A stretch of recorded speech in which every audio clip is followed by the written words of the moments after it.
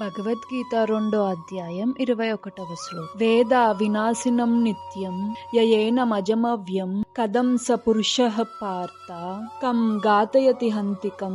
ఓ పార్థ, ఆత్మ నాశనం లేనిది, శాశ్వతమైనది, పుట్టుక లేనిది మరియు మార్పు లేనిది అని తెలిసిన వ్యక్తి ఎవరైనా ఎలా చంపగలడు లేదా ఎవరి చేతైనా ఎలా చంపించగలడు? తాత్పర్యం: ప్రతిదానికి దాని సరైన ఉపయోగం ఉంటుంది మరియు పరిపూర్ణ జ్ఞానంలో ఉన్న మనిషికి ఒక వస్తువును దాని సరైన ఉపయోగం కోసం ఎలా మరియు ఎక్కడ ఉపయోగించాలో తెలుసు.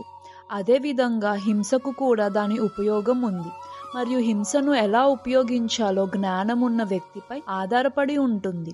న్యాయమూర్తి హత్యా నేరానికి గురైన వ్యక్తికి మరణశిక్ష విధించినప్పటికీ న్యాయమూర్తిని నిందించలేము, ఎందుకంటే అతను న్యాయ సూత్రాల ప్రకారం మరొక వ్యక్తిపై హింసకు ఆదేశిస్తాడు. మానవాళి కోసం చేసిన చట్టాల పుస్తకమైన మను సంహితలో ఒక హంతకుడికి మరణశిక్ష విధించాలని మద్దతు ఇవ్వబడింది. తద్వారా అతను చేసిన గొప్ప పాపానికి తన తదుపరి జన్మలో బాధపడవలసిన అవసరం ఉండదు. అందువల్ల హంతకుడిని ఉరితీయాలనే రాజు శిక్ష నిజానికి ప్రయోజకరమైనది. అదేవిధంగా కృష్ణుడు యుద్ధానికి ఆదేశించినప్పుడు హింస అనేది సర్వోన్నత న్యాయం కోసమే అని నిర్ధారించాలి. కాబట్టి అర్జునుడు ఈ ఆదేశాన్ని పాటించాలి. కృష్ణుడి కోసం యుద్ధం చేసే చర్యలో జరిగే ఇటువంటి హింస అసలు హింస కాదు అని బాగా తెలుసుకోవాలి, ఎందుకంటే ఏ పరిస్థితిలో అయినా మనిషిని లేదా ఆత్మను చంపలేరు. కాబట్టి న్యాయపాలన కోసం హింస అని పిలువబడేది అనుమతించబడుతుంది. అందువల్ల కృష్ణుడి ఆదేశం ప్రకారం అర్జునుడు చేయవలసిన యుద్ధం పూర్తి జ్ఞానంతో కూడుకున్నది. కాబట్టి పాపపు ప్రతిచర్యకు ఎటువంటి అవకాశం లేదు.